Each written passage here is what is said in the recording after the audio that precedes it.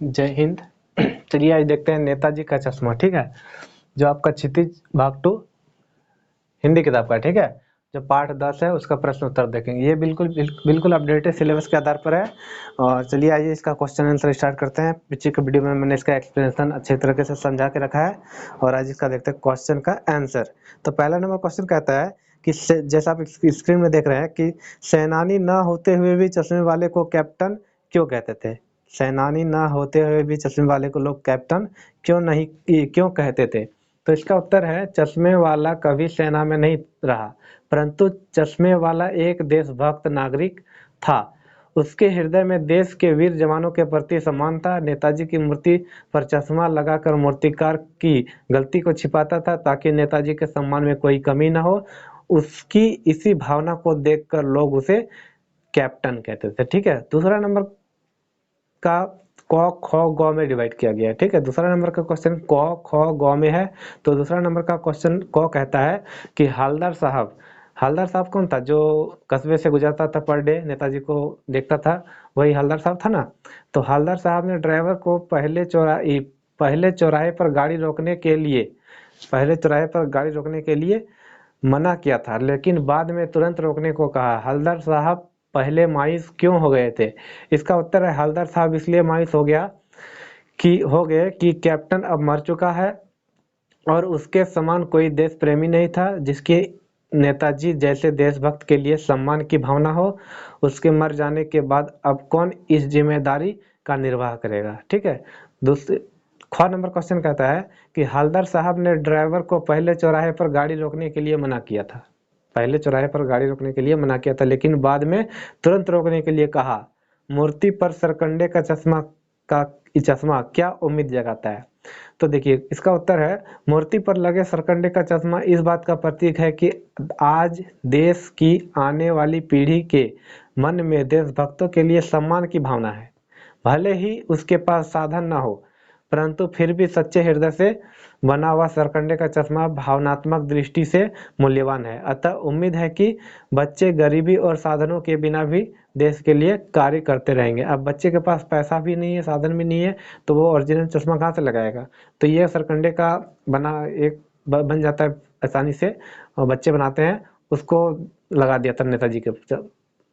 ठीक है, तो यानी कि इस क्वेश्चन से यही बात पता चलता है कि बच्चे गरीब तो हैं, साधन भी है नहीं है उसके पास, लेकिन देश के लिए कार्य करते रहेंगे, हमारा जो भविष्य है। ठीक है, इसका ग नंबर क्वेश्चन कहता है कि हवलदार साहब ने ड्राइवर को पहले चौराहे पर गाड़ी रोकने के लिए मना किया था, लेकिन बाद में तुरंत रोकने को कहा। हवलदार साहब इतनी सी बात पर भावुक क्यों हो उठे थे, वो कौन सा बात था कि भावुक हो गया था। उसका उत्तर है, उचित साधन ना होते हुए भी किसी बच्चे ने अपनी क्षमता के अनुसार नेताजी को सरकंडे का चश्मा पहनाया। उचित साधन ना होते हुए भी किसी बच्चे ने अपनी क्षमता के अनुसार नेताजी को सरकंडे का चश्मा पहनाया। यह बात उनके मन में आशा जगाती है कि आज की देश में देशभक्ति जीवित है। भले ही बड़े लोगों के मन में देशभक्ति का अभाव हो, परंतु वही देशभक्ति सरकंडे के चश्मे के माध्यम से एक बच्चे के मन में देखकर हवलदार साहब भावुक हो गया था।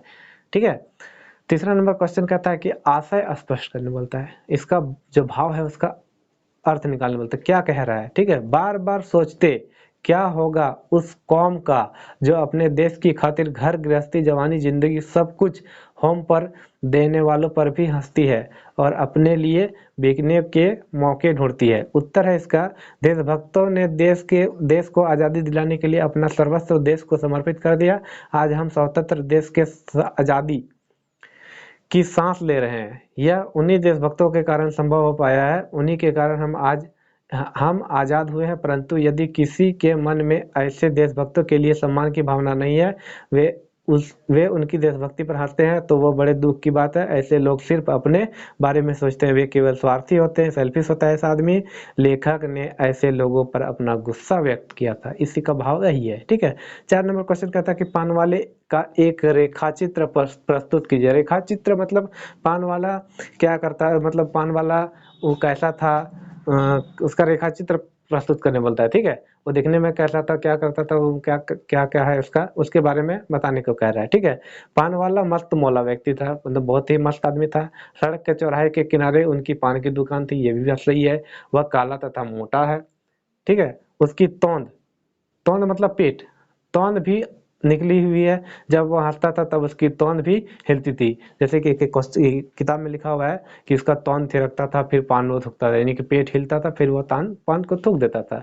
एक तरफ वह ग्राहक के लिए पान बनाता रहता है, वही दूसरी ओर आसपास भी नजर रखता था।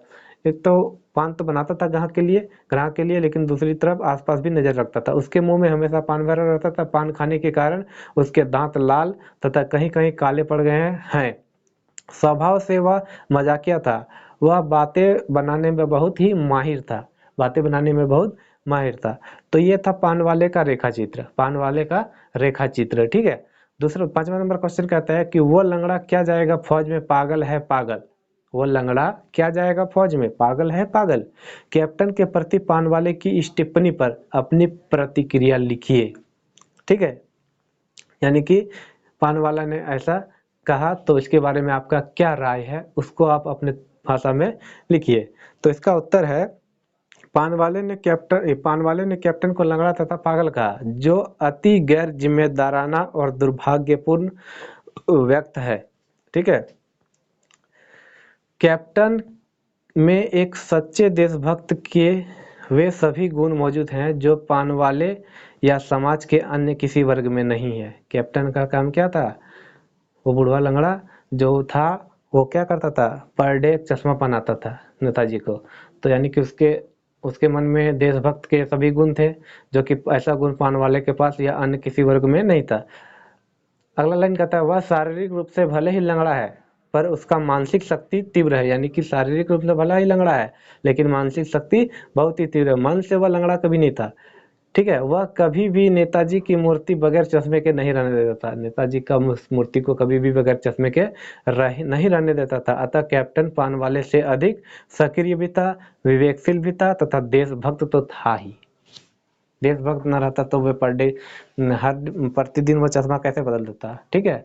तो ये था आपका नेताजी का चश्मा का प्रश्न उत्तर, जो कि आपका क्षितिज भाग 2 कक्षा 10 का है।